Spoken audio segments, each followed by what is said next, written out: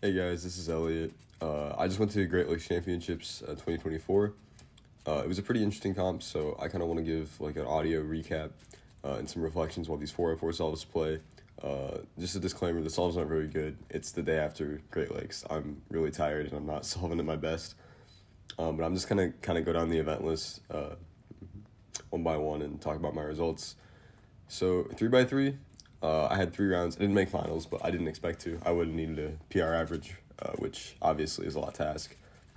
So I went my three rounds in order went 8.77, 8.92, 9.48, which I'm pretty happy with. I'm safely sub 9 at home, but it's been really hard for me to get sub 9 averages officially. I'm just not that great at competing in 3x3. So the fact that I'm kind of starting to nail down the sub 9 averages means I should finally be able to beat my pretty mediocre 8.50 PR average soon.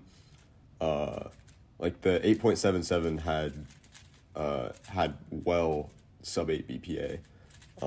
I did also have two 7.0 singles, a 7 flat and a 707, which are both in my top 10 best official solves ever, so that's obviously nice. 2x2 is an event that we got to talk about. I did awful in 2x2. So I had 2 rounds. I missed finals. It wasn't even close. My two averages were 3.0, 3.2. I averaged like high 1, low 2 at home, so I'm obviously upset with this.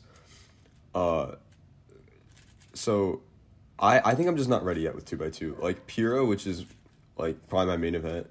I remember I was sub 3 long before I got my first sub 3 official average.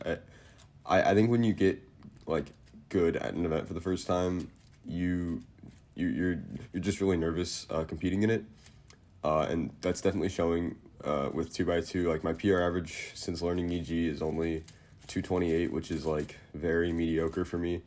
I also haven't gotten like a crazy nice set of scrambles, but I really shouldn't need them to get sub 2. Missing finals happened in a pretty unfortunate fashion. On my first solve, I got a 5, but my cube dropped into my lap. It would have been the best solve of the average, and I would have made finals with like a mid 2 average. I would have been towards the bottom of finals, but I would have been in there. So yeah, 2x2 is something I got to work on, but I think that's just going to come with time and competing. I have a lot more 2x2 rounds coming up, so hopefully we're going to start nailing down some good averages soon. If you can hear my dogs barking in the back, I apologize. They're going nuts. 4 through 7 all went, or 4 through 6 all went pretty bad, but I don't really practice big cubes.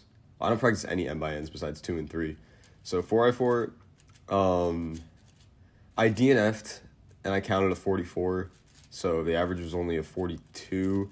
The DNF was a 37 that was 2 moves off, so I could have counted a 37 and had a sub 40 average, but I'd be a lot more upset if I didn't just PR at DuPage, so that's kind of neither here nor there. 5x5, I counted a 135 and got a 130 average. I averaged 125, so that's pretty bad. 6x6 was pretty goofy. I got a PR single on solve 1, so I made cutoff. It was like a 240, 241, something like that. But I had adjacent PLL parity in the back left, and I didn't see it, so it was a DNF, and I missed cutoff, which was... I'd be a lot more mad if I cared about 6x6. 7x7, I wasn't going to make a 4-minute cutoff because that's pretty strict, and I'm bad. But I got a 446 single, which is like pretty decent for me. The best event of the comp was probably FMC, actually, besides maybe Skew, but we'll get to that later. So FMC, my solves went 40, 37, 34. So I improved my 3 moves each time, which was awesome. I think I need to learn insertions because I don't think I'm going to like push EO plus NIS plus speed solving stuff that much further. But I was really happy to get a nice mean. It's something I've been wanting for a little bit just because my old PR was old and really bad. OH actually went pretty well. First round, I counted a 14, but I also counted a 20. So I got an 18 average. And then second round, I missed PR by 0.01. My solves were 14-9, 18-8, 20 flat, 17-3, 15-2. So we were right there, which is cool because like when I got that PR, it was so insane for me. So the fact that we're right there beating it is really exciting. Also, for this comp, I had 2 14s. Now I have 5 of them, so that's cool. Clock, I went 9.1, DNF, 8.8, 8.5, 11. So I got a 9 average, which is like bad for me, but I don't care. My goal was just to not DNF this average because I DNF so many clock averages and I really didn't want to. But I am currently in the process of learning 7 simul, so watch out for an Elliott Perkins clock arc, I guess. Megaminx, I got a 115 average. I get a 115 average every single time I can beat Megaminx, so we're keeping the trend alive. Pura was decent. So first round I got a 3.2 average. Second round I got a 2.6 with PR BPA. So averages like that make me happy. And then I'm not even mad about missing BPA because I like barely missed it. And then finals I got a 331 average on some disgusting scrambles. Nobody did well on them, I don't think. It is a little annoying because podium was only 3.0, which is so doable on any scrambles, but with nerves in a big final, I was just happy to be there. Like in March, I was not sub 5 on Pura. Like I averaged like high 5. So the fact that I'm currently sub 3 and in a pretty major final is just really cool to me. Also, second round I got 6th, which is awesome, especially considering how many good Pura mixers are in the Great Lakes region. So I really cannot complain with that. Scube was pretty good. So first round I got a 4.5 average, which is not great, and I got a 220 PR single, which beat my longest standing PR, but it's a little annoying because it was 16 moves, which is that's not a low move count. So I just need a good scramble, and I definitely should be able to get a 1, but it's a PR, so I'm not complaining. It's just a little funny that was a scramble I did it on. Second round I got a 4.1 average, which was, that's fine. I went 3-4, 3-8, 3-8, 4-7, 5-6. So if I don't stink it up at the end, that's a really nice average.